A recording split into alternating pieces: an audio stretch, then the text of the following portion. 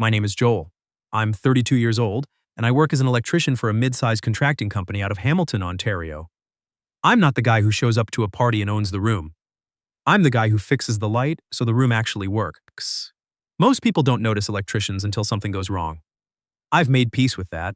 My days are predictable. Early mornings, job sites, Tim Hortons at 6:15, home by 5. Evenings are quiet. A podcast, sometimes a hockey game, leftovers from whatever I made Sunday. I have a good life. I just hadn't shared it with anyone in a while.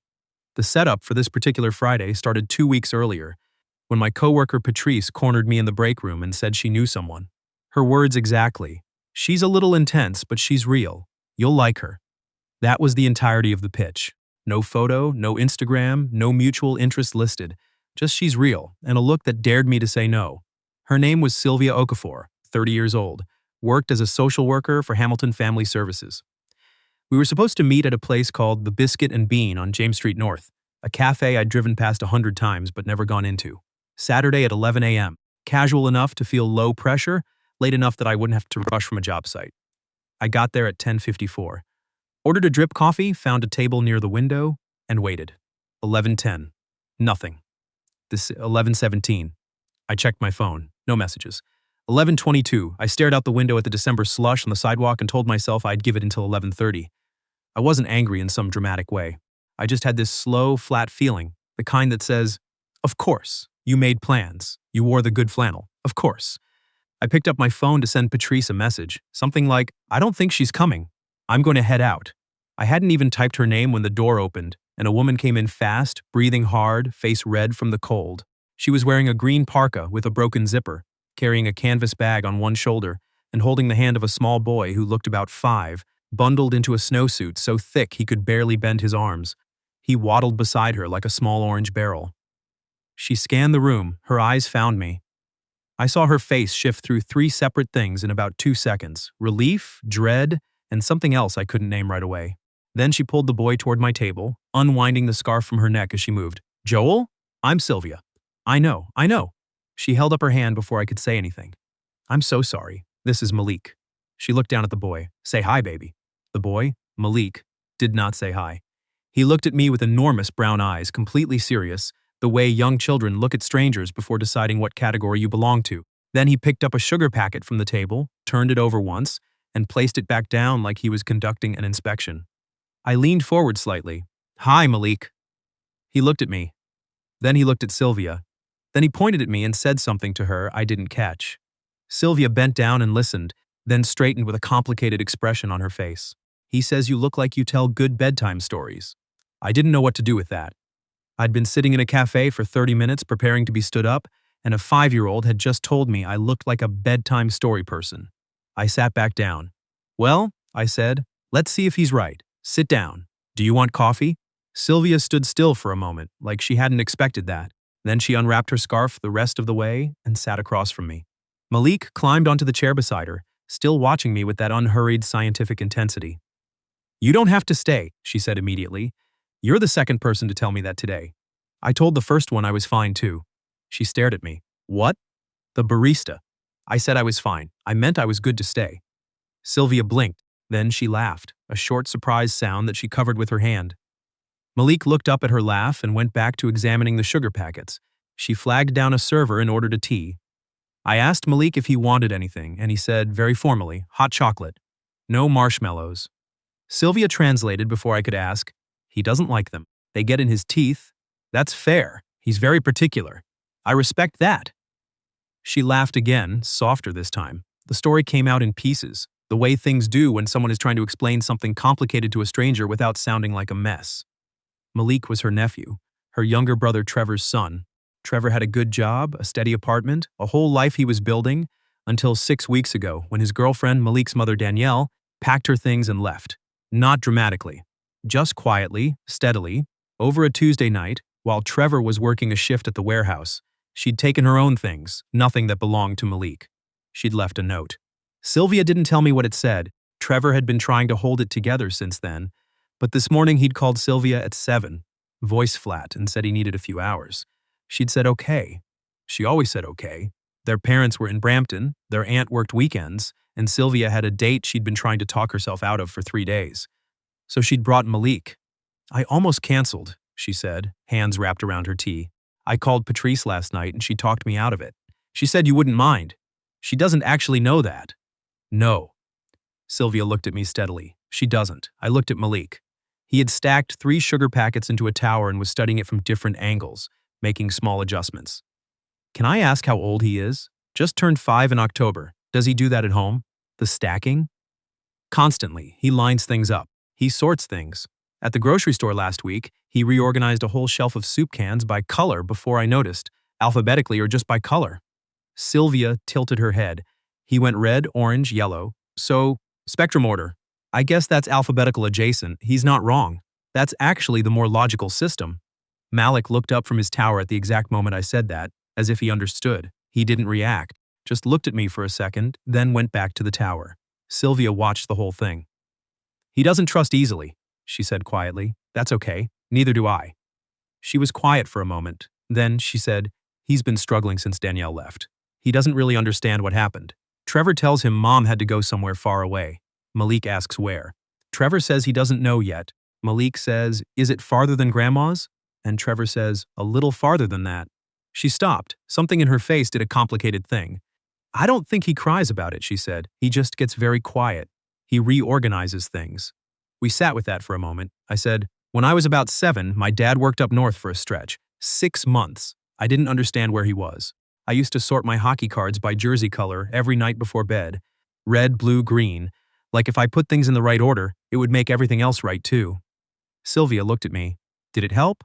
Not really, but it gave me something to do with my hands. She nodded slowly. Yeah. The cafe got warmer after that. Not the temperature, just the air between us. We stayed at that table for almost 2 hours. Sylvia told me about her work, family services, child welfare cases, the bureaucracy that felt designed to make the actual helping as difficult as possible. She talked about it with the kind of fatigue that comes from caring more than the system does. I told her about electrical work, the satisfaction of pulling wire through conduit, finding the fault, fixing the thing that wasn't working. She said, I get that. I think I do the same thing. Except the wiring is people, and it doesn't come with a manual. People's wiring never makes sense in the schematic, I said. She smiled. Exactly. Malik finished his hot chocolate and asked Sylvia in a very reasonable tone if he could look at the books on the shelf near the back wall. She said he could if he stayed where she could see him. He climbed down, walked to the shelf with his hands clasped behind his back like a small professor, and began examining titles. He can't read yet, Sylvia said, but he likes the spines. He sorts them by color too. He's got a system. He always has a system. I watched him for a moment, the small, serious figure moving along the shelf, tilting his head at each book, placing and replacing. He seems like a good kid, I said. He's a great kid. Her voice changed when she said it, softer, more certain. He's going through something he doesn't have words for, and he can't ask for help in a way that makes sense to adults, so he organizes things. Is there something you can do? Through your work? I've connected Trevor with some support, a family counselor. But Malik, he needs time and consistency. Same people, same routines. He doesn't do well with surprises. She paused. Which is why I felt terrible showing up here late with him. This was supposed to be just a coffee. A normal, uneventful hour? It's been pretty good so far. She looked at me. You're being generous. I'm being honest. I've had worse Saturdays. She didn't laugh that time. She just looked at me like she was trying to figure out whether I was a particular kind of person or just being polite. I didn't say anything else. I let her look. After a while, she said, Patrice said you were steady. Patrice says a lot of things. She said you were the kind of person who shows up. I try to be. Malik came back to the table carrying a thin picture book he'd pulled from the shelf. He held it out to me, not Sylvia. Just held it out and waited. I took it. It was a book about trucks. Excavators, dump trucks, concrete mixers. I opened the first page. Malik climbed back onto his chair and waited, watching the page, not me. I read him 3 pages in the middle of that cafe, in my normal voice, not a special reading voice, just my regular voice, while Sylvia held her tea in both hands and didn't say anything at all. When we finally left, it was after 1 o'clock. We stood on the sidewalk in the cold, and Sylvia said, I don't know how to apologize enough for today. Then don't. I zipped my jacket. Apologizing for today would imply today was a problem. She looked at me for a long moment, cheeks still pink from the cold, Malik's hand in hers. I want to see you again, she said, without the chaos if possible. I looked at Malik. He was watching a pigeon on the sidewalk with the same serious attention he'd given the books. Without the chaos is fine, I said, but don't rule it out. She gave me her number. I texted her mine. As they walked to her car, Malik looked back once, pointed at me, said something to Sylvia. She glanced back and smiled. He says you read too fast, she called. Tell him I'll slow down next time. That night I sat in my apartment with the hockey game on mute and thought about a 5-year-old who sorted things by color and held out a book to a stranger. I don't know why that was the part I couldn't stop thinking about. But it was. We went for dinner the following Thursday, just us, a Thai place on King Street that Sylvia had been recommending to people for years, without ever actually going back to herself. Pad see ew and spring rolls, 2 hours without interruption, and I learned that she had wanted to be a marine biologist until she was 19, that she still sometimes looked up whale migration routes when she couldn't sleep, and that she'd been the person her family called in a crisis since she was about 15 years old. When did that start? I asked. She thought about it. When my mom got sick the first time. Everyone else kind of froze. I didn't know what I was doing either, but at least I was doing something. And once you become that person, it's hard to unbecome them. Do you ever want to? She looked at her water glass. Want to stop being the one who shows up? No. Sometimes I want someone else to show up too. I didn't say anything clever. I just nodded. We saw each other twice more before Trevor's situation got worse. Sylvia called me on a Tuesday evening, her voice measured in the careful way she got when she was managing something on both ends at once. Trevor had missed a shift. Then another. He wasn't answering the phone. She'd driven to his apartment and found Malik in clean clothes, fed, watching a show on the tablet, but Trevor was still in bed at 4 in the afternoon and had been there, she suspected, most of the day. He's not okay, she said. No, he needs proper support. I've been saying it for weeks. I think he needs to go somewhere, voluntarily. But he has to agree to that, and right now he won't talk to anyone. There was a pause. And Malik? I said. He's with me for now. Trevor asked me to take him for a bit. Another pause. Longer. A bit could mean 3 days. It could mean 3 months. I don't know. I could hear what she wasn't saying. She had a 1-bedroom apartment in Stony Creek. A demanding full-time job. No second bedroom, no extra bathroom, no backup. She was 40 minutes from her parents in Brampton, and her family's solution to every problem that involved Sylvia was to tell her she was so good in a crisis. She didn't say any of that. She just said, I'm sorry. I know this isn't what you signed up for. I was standing in my kitchen with the overhead light on, the kind of fluorescent flicker I'd been meaning to fix for 2 weeks. I looked at it. Do you need help? I'm okay. That's not what I asked. She was quiet. What does Malik need? I asked. A routine, consistency, a place where things make sense. Her voice was very steady. His school is on the mountain. My apartment is close enough for the bus, but he hates the bus. It's too loud. Too many people. He covers his ears. Does he have ear protection, like proper ones? He has headphones. But the cord snags and he loses it. Wireless ones are better. The ones with the noise canceling. My cousin's kid uses them. I can look into the right kind. Sylvia didn't say anything for a second. Joel! Yeah, you don't have to do any of this. I know. You've known me for 6 weeks. I know that too. She made a sound that wasn't quite a laugh, more like a breath that almost became one. Why are you being like this? I looked at the flickering light above my stove. Because someone should, and I know how to be useful. That weekend, I showed up at Sylvia's apartment on Saturday morning with a bag of groceries, a pair of wireless noise-canceling headphones I'd researched for 2 days, and absolutely no plan beyond being there. Sylvia opened the door in a sweatshirt, hair up, dark circles I hadn't seen before. Behind her, Malik was at the kitchen table with a bowl of cereal and a set of wooden blocks arranged in a very precise row. I told you that you didn't have to come. You did. I held up the groceries. I brought stuff to make soup. It's cold out. She looked at the groceries, then at me, for a long moment. He's having a hard morning, she said quietly. He asked for his mom before he was fully awake. I nodded. He doesn't cry about it, she said again, like she was reminding herself. He just goes very quiet. I looked past her to Malik at the table. He wasn't touching the cereal. He was adjusting the blocks, moving the red one a centimeter to the left, then back. I set the groceries inside the door and sat down at the kitchen table, a few feet away from Malik. I didn't say anything, I just sat there. After a moment, Malik looked up at me. I looked at the blocks. Can I? I asked, pointing. He watched me for a second. Then he pushed one block slightly toward me. Not all of them, just one. I picked it up, blue. I looked at the row and found the gap where blue-toned colors might go and placed it carefully. Malik looked at the placement, adjusted it 2 millimeters to the right, looked at it again, left it. Sylvia stood in the kitchen doorway watching us. I didn't look at her. I just sat there with Malik and his blocks while the apartment was quiet, and outside it was the flat gray of a Hamilton December. After about 20 minutes, Malik looked up at me and said, very clearly, "My mom went somewhere far." I didn't look to Sylvia for help. I just said, "Yeah, I heard that farther than Grandma's. That's what I heard." He looked at the blocks. "Do you know where?" "I don't. I'm sorry, I don't." He considered that. Then he picked up a yellow block and handed it to me. I placed it where the yellow ones went. He adjusted it, left it.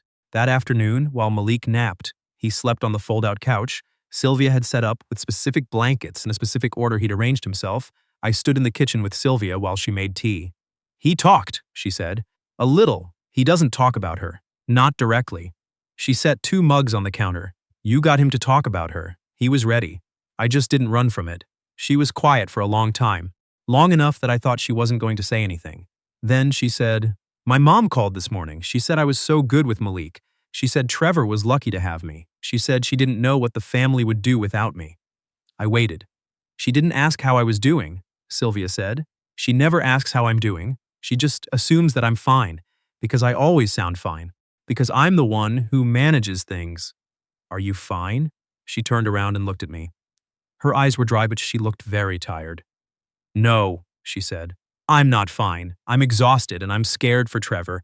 And I don't know how long I can do this, and I keep waiting for someone to notice that I'm carrying something heavy without me having to say it out loud." I didn't tell her it would get better. I didn't tell her she was so strong or so good or so capable. I said, "I noticed. That's why I'm here." She looked at me for a long time. Then she started crying quietly, the way people cry when they've been holding it for too long and something finally gives. I didn't move toward her dramatically.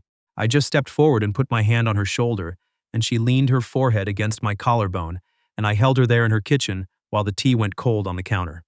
She pulled back after a while and wiped her face with her sleeve. "I hate crying in front of people," she said. "I know." "How do you know?" "Because you apologized before you even started." She laughed, wet and exhausted and real. We figured out the logistics together over the next 2 weeks. Malik needed a routine, and the fold-out couch wasn't a real room. It wasn't safe or stable for a kid who needed order, who fell asleep to the same blanket arranged the same way every night and woke up in someone else's living room. Sylvia knew it. She'd been lying awake, knowing it. I walked through her apartment on a Sunday afternoon with a measuring tape, the way I do on job sites, moving through the space and thinking about what it was and what it could be. Her living room was bigger than it looked. There was a corner near the window, good light, away from the kitchen sounds that could be separated out. Not a real room, but real enough. 4 walls, a proper enclosure, privacy.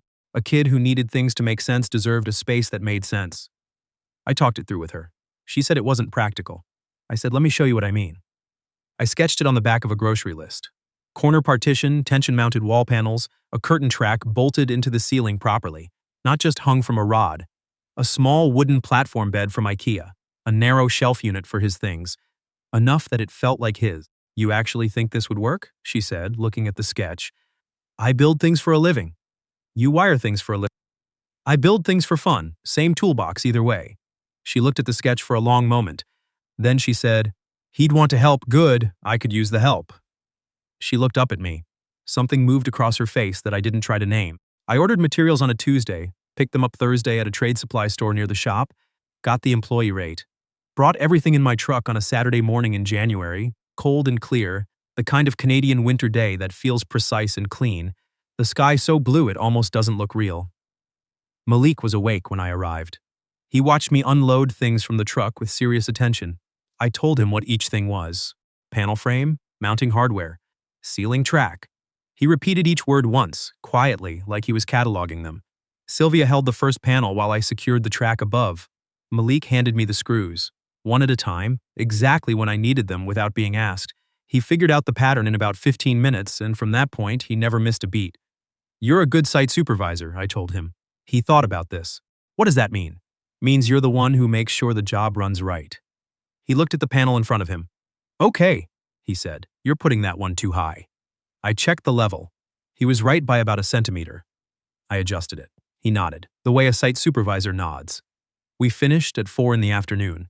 Sylvia hung the curtain while I secured the final anchors. Malik stood outside the opening and looked in. A twin mattress on a low wooden frame, a shelf along one wall for his blocks and his books, a small lamp, the curtain in a deep blue that Sylvia had let him pick from 3 swatches. He stepped inside, walked to the middle of the floor, put his hands out and touched both walls, one with each hand. He stood like that for a moment. Then he turned around, walked out, and hugged Sylvia with his whole body, his face pressed into her side, his arms locked around her. Then he walked to me and held out his hand. Formal, like a handshake. I shook it. He nodded once, went back inside, and pulled the curtain closed. Sylvia pressed her fingers over her mouth. Her eyes were bright. I turned to check a bracket that didn't need checking and blinked twice at the wall. That night, after Malik was asleep behind his blue curtain, Sylvia and I sat on the floor of the living room with the remains of a pizza between us. The apartment felt different, still small, but like it was the right size for what was actually in it. "You didn't have to do this," she said. "You've said that about 6 times, because it keeps being true. It keeps not mattering." She looked at the curtain. "He fell asleep in his own space," she said softly. "He's never done that here. He always waits until I'm right next to him. He knows it's his." She leaned her head back against the couch. "Do you know what my mom said when I told her you were helping?" "What?" she said. "That's lovely, sweetheart. Make sure you don't lean on him too much." I didn't say anything right away. "I'm not leaning on you too much, am I?" she said. "No.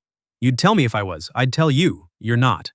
And for what it's worth, I'm not here because I feel obligated. I'm here because I want to be." She looked at me. "Why?" I thought about what to say and landed on something true. "Because you show up for everyone except yourself, and someone should show up for you." She was quiet for a long time. "I think I'm falling in love with you," she said, very simply, like she was reporting a fact. I looked at her. She had paint on her wrist from helping Malik decorate a corner of his shelf that afternoon. Her hair was still up from the work of the day, a little loose now, coming down on one side. She looked more like herself than I'd ever seen her look. "I think I'm already there," I said. She leaned over and kissed me, briefly, carefully, like she was making sure it was real. Behind the blue curtain, there was a small sound. We both looked, a narrow gap at the edge, Malik's eye visible for 1 second, then gone. The curtain settled back. Sylvia laughed into her hand. "He is such a little snoop," she whispered. "Best site supervisor I've ever had," I said. "Terrible about respecting privacy." She laughed again, and I loved her, in that exact moment, in the middle of all the mess and the cold and the imperfect logistics of it. Trevor took the support offered to him in February. A residential program, 12 weeks, in Ancaster. It wasn't dramatic. It was just a Tuesday where he finally said yes. Sylvia cried in her car for about 20 minutes after she dropped him off, then drove to pick up Malik from school and didn't say anything to him except that Dad was getting some help and would be back when he was feeling better. Malik had asked if it was farther than Grandma's. Sylvia said no. He said okay. He arranged his blocks that night in a pattern she hadn't seen before. She took a picture of it and sent it to me and said, "I think this one means things are going to be okay." It was spring before the hardest part was over. Sylvia never said that aloud. But I could feel it. The way the apartment felt lighter, the way she started sleeping through the night again, the way Malik began testing the limits of the routine rather than clinging to it, which meant he trusted it enough not to need it as armor. He was still particular, he still organized things. But he started leaving one block slightly out of place each morning, and then looking at it and deciding to leave it there. Sylvia called that progress. I called it confidence. One afternoon in April, I was over fixing a kitchen drawer that had been sticking since January. Malik was at the table doing homework. He asked me, without looking up, what the biggest thing I'd ever built was. I thought about it. A new service panel for a retirement home. 3 floors, full rewire. He considered this. What's the smallest? A nightlight for my nephew when he was afraid of the dark. He looked up. Which one did you feel better about? The nightlight, I said. No contest. He looked back at his homework. Me too, he said, like he was agreeing with a position he'd held for years. Me too. Sylvia, from the kitchen doorway, met my eyes.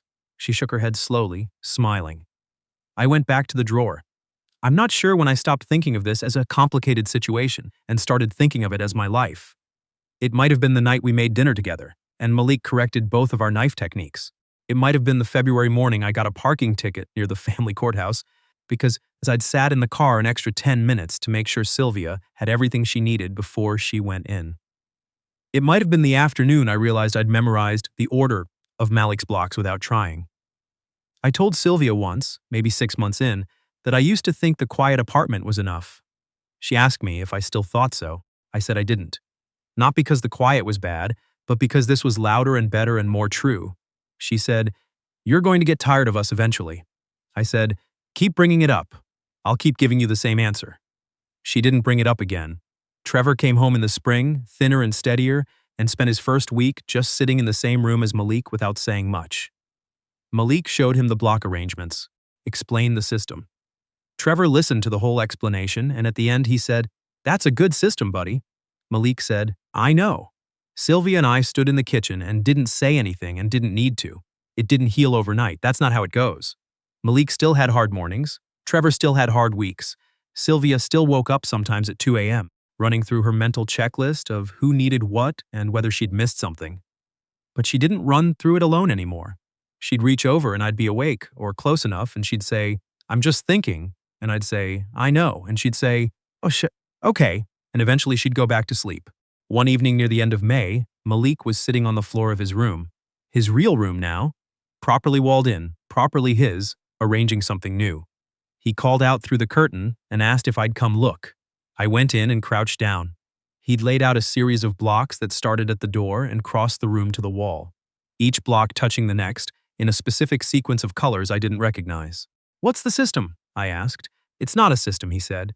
"It's a story." I looked at the line. Red, red, blue, blue, blue, blue, green, green, red, yellow, yellow, yellow. "What's the story?" He pointed at the first two reds. "Those are before." He moved his finger to the blues. "That's the hard part." He touched the greens briefly. "That's when you came." He passed over the second red. "That's when things were still hard."